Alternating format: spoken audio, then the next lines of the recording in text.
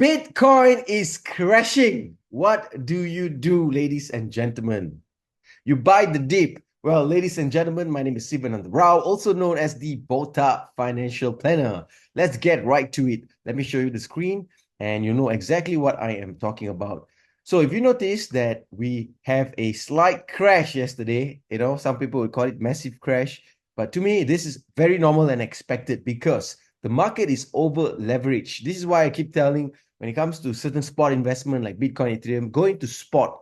Do not go into leverage. Do not borrow this money and go into the market. So the market is over leveraged and currently is taking out all those who took in the leverage. So this is very normal. So what is going to happen is Bitcoin possibly is going to pull back, and the worst case scenario might even drop all the way until here. However, I just want you to know the blue lines here is what happens in the previous halving. If you notice that from the previous halving, from here, you see the blue line on the left. It took about 500 over days before we reached the peak. And it took about 100 over days before we even see significant push. So this was the halving this year on April.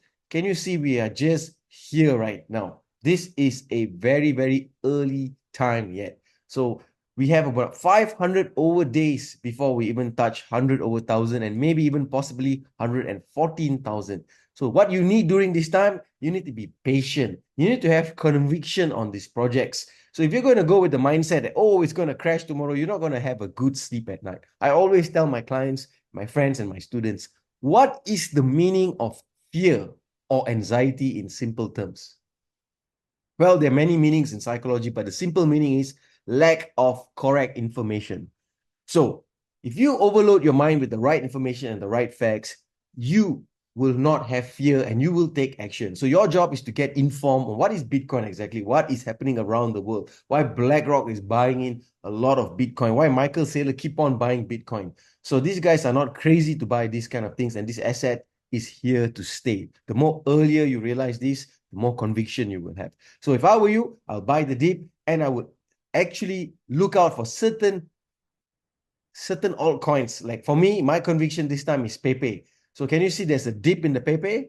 Worse, and this is where I bought the dip. So I would advise you to do the same, meaning choose a project, a high conviction project like Bitcoin, Ethereum. 80% of the portfolio goes into a strong, solid project. The 20% you can take a bit of risk and put it into Pepe or even bread. So these are my two picks for this year, Pepe and bread in the meme sector. So you can see bread also took a pullback and now it's going up. So this is what I would seriously encourage everyone to do. So of course, do your own risk management, dollar cost average and make it happen. I'll continue to update as much as I can. So wish you guys all the best and buy the dip, guys. Do not regret it, especially when Bitcoin touch 100,000. You wish you took this advice more seriously. So thank you very much and have a wonderful day.